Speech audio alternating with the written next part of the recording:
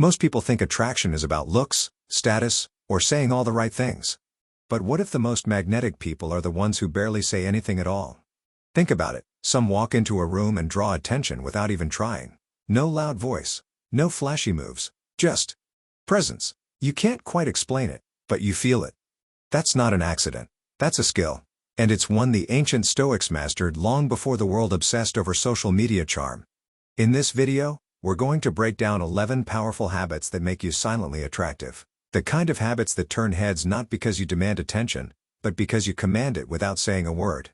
These aren't tricks, they're transformations, rooted in Stoic philosophy, built for real life. Stay until the end, because the last habit isn't just about attraction, it's about becoming untouchable. There's a kind of presence that doesn't shout or shine, yet somehow, it fills the room. You've probably felt it before. Someone walks in, says nothing, but you can't help but notice them. They're not trying to impress, they're just there. That's the kind of presence Stoicism teaches, one rooted in calm awareness rather than performance. When you no longer feel the need to prove yourself, you become mysteriously attractive. Because in a world where everyone's trying to be seen, the one who's quietly grounded stands out without effort.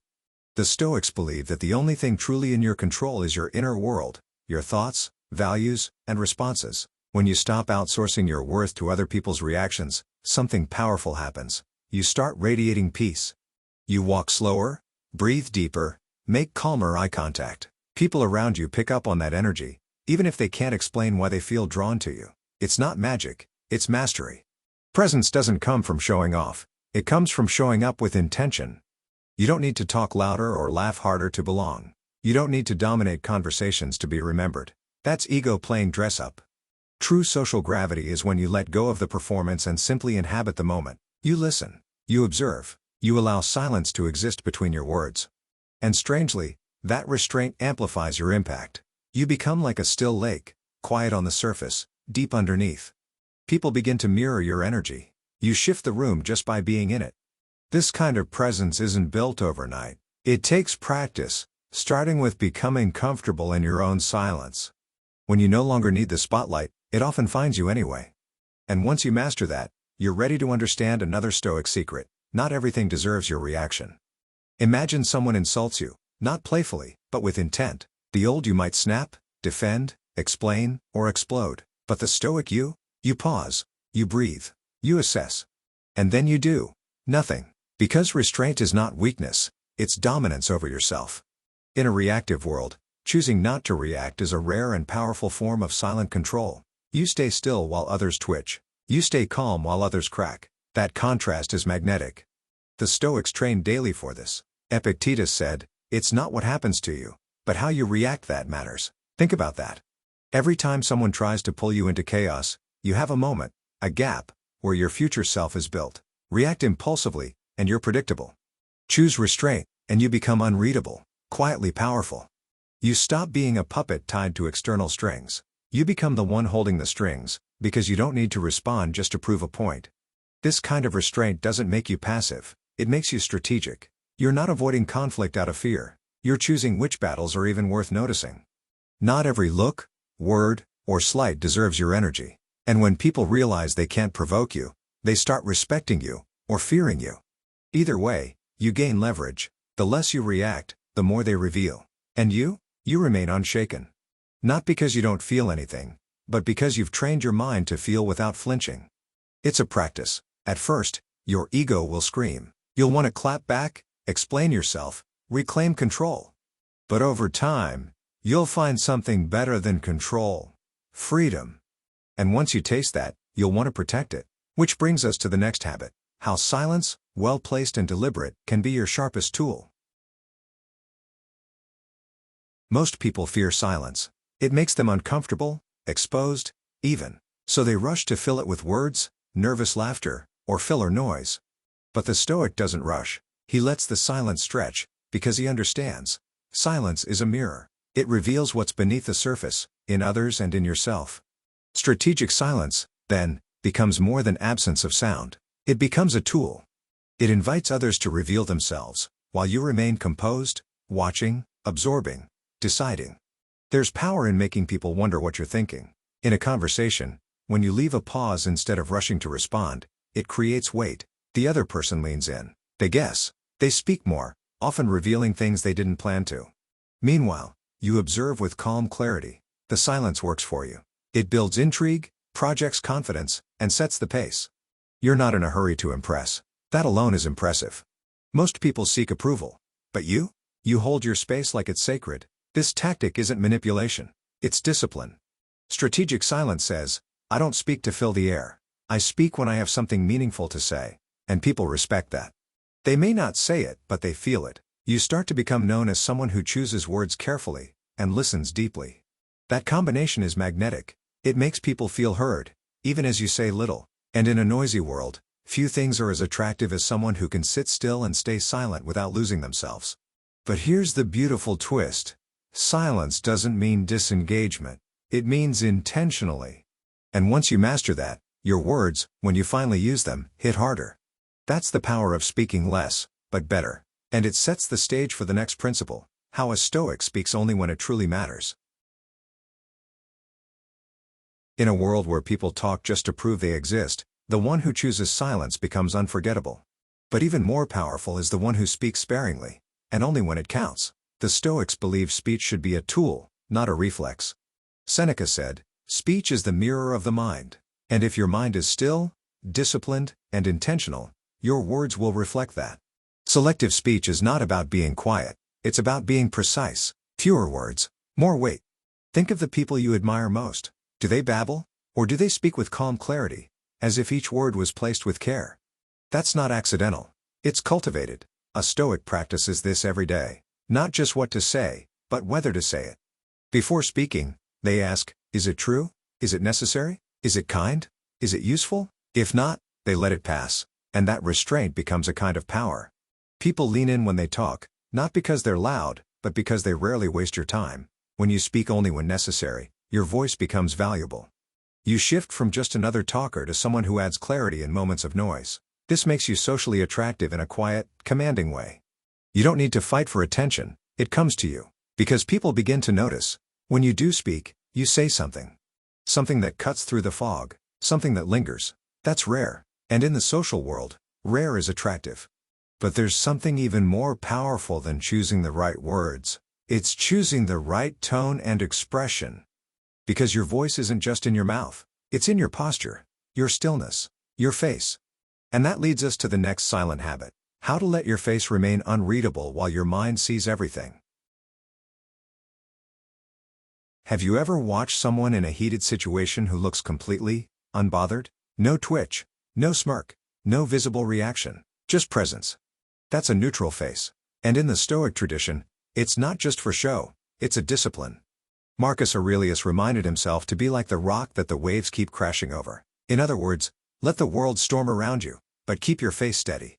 Your expression becomes your shield. And under that calm surface, a mind quietly analyzing everything. This isn't about being robotic. It's about being unreadable when it matters most. When others lose control, your face stays composed, which instantly makes them question their own behavior. Your neutrality isn't emptiness, it's containment. Your thoughts are running, but they're not leaking out. This makes you socially untouchable in the best way. People feel something from you, but they can't name it. You become the question mark in the room, and that's more attractive than any forced smile or exaggerated emotion. It takes practice, of course. Your face wants to react, especially when triggered. But the Stoic resists that impulse. He trains himself to pause, breathe, and remember, not everything deserves an outward signal. You don't owe people your facial expressions. Sometimes, giving them nothing is the loudest response. And here's the twist. When you finally do smile, or raise a brow, or speak with passion, it lands. Because it's rare. Because it means something. But the greatest part about a neutral face is what it protects. Your peace. While others are trying to control how they're seen, you're controlling how you feel. That self-possession radiates outward, and it makes people lean in. They want to know what you're thinking, what you're feeling, and they'll often project things onto you, hoping for a response. Which is exactly why the next Stoic habit is so powerful. Becoming free from the need for their approval in the first place. There's something deeply magnetic about someone who doesn't need to be liked, not in an arrogant way, but in a calm, grounded, indifferent way. The Stoics called this indifference apatheia, not coldness, but freedom from the need for external validation. When you stop chasing approval, your energy shifts. You stop over-explaining. You stop adjusting yourself to match what others want. And paradoxically, that self-sufficiency makes people want to be near you even more. Approval seeking is loud. It leaks out in your tone, your eyes, your posture. It creates a kind of social desperation, even if subtle. But the Stoic recognizes that validation from others is outside his control, and therefore, not his concern. He lives by his own standard. His worth isn't outsourced, and that creates an emotional force field. You can sense when someone is okay with being misunderstood. It disarms the manipulative, confuses the needy, and attracts the confident. This habit doesn't mean you stop caring about people. It means you stop needing them to confirm who you are. That internal detachment gives you clarity. You can listen without trying to impress. You can walk away from shallow conversations without guilt. You can even take criticism, not as a personal attack, but as raw data. People will notice you're harder to provoke, and harder to please. And that kind of self-containment commands respect, even from those who disagree with you. But approval is just one part of the emotional equation. The next level is learning how to protect your entire inner world from being invaded.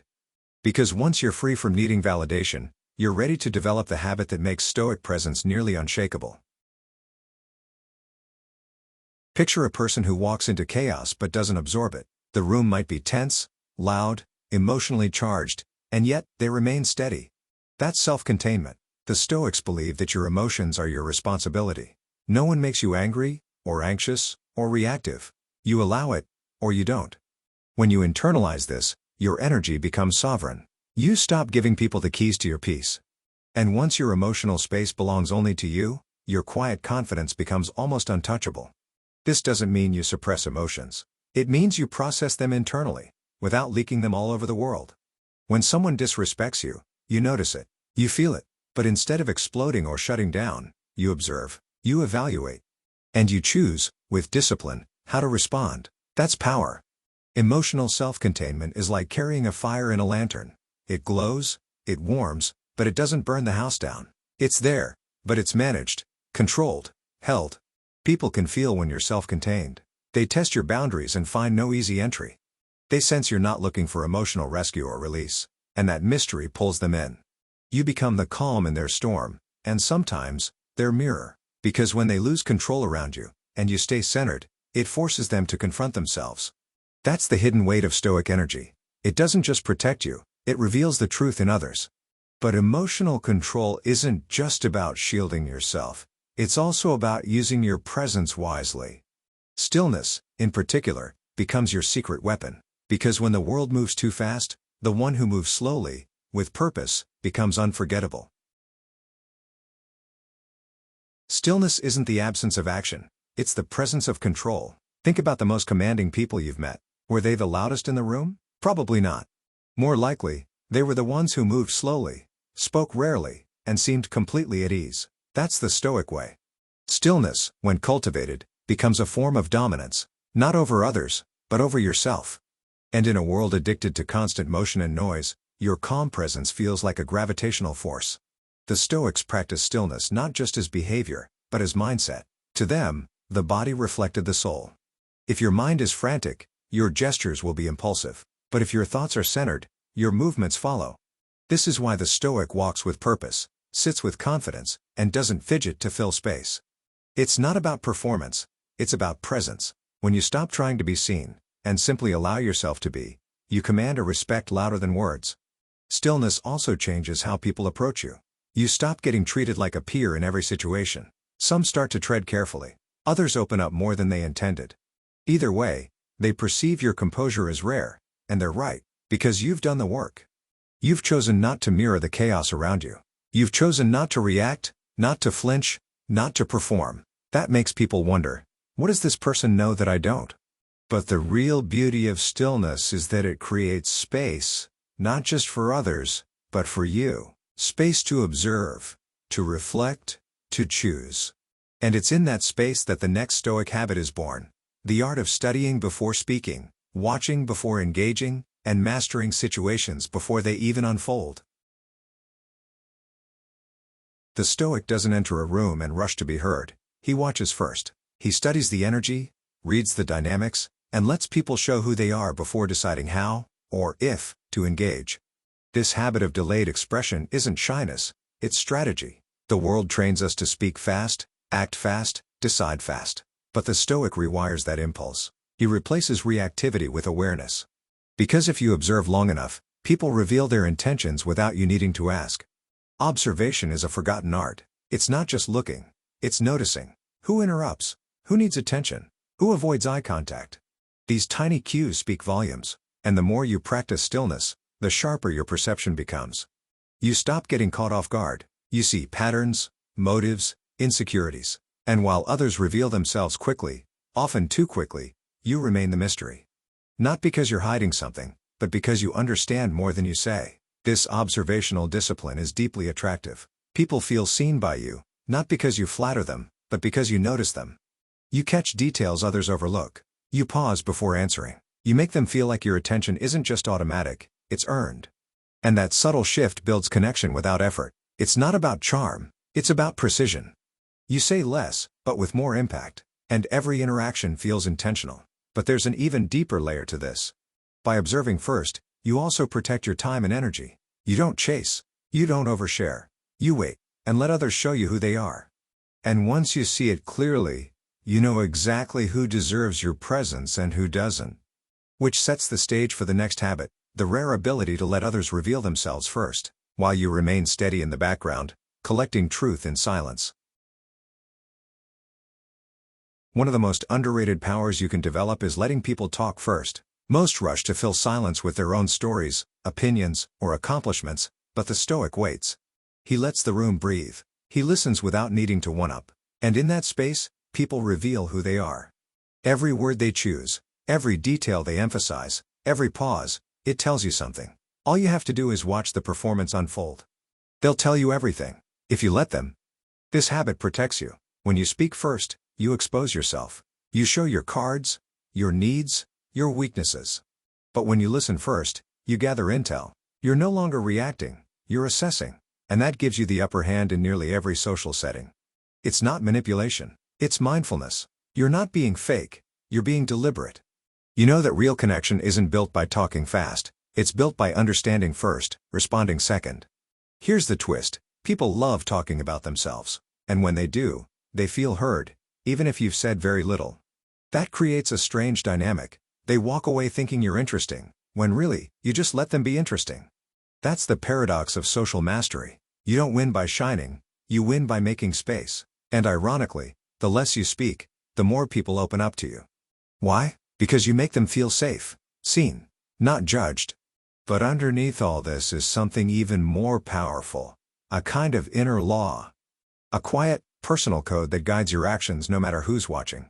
And that, more than anything, is what makes a person truly attractive. Because when your life is guided from the inside out, people feel it before you even say a word. The most silently attractive people don't follow trends, they follow principles. They aren't swayed by the latest opinions, social pressures, or approval metrics. They're governed by something deeper, an inner code. The Stoics lived by this. They believed in cultivating virtue, not image. To live in alignment with reason, character, and integrity, even when no one's watching. Especially then. Because once your life is ruled from the inside, the noise outside loses its grip. Living by inner law means your actions are rooted in who you are, not what others expect. You make choices that reflect your values, not your insecurities. You don't need to explain yourself. You don't need to convince others. And that kind of self-possession creates an aura of mystery and respect. People can sense that you're not easily moved, that your yes means something, that your no isn't emotional, it's final.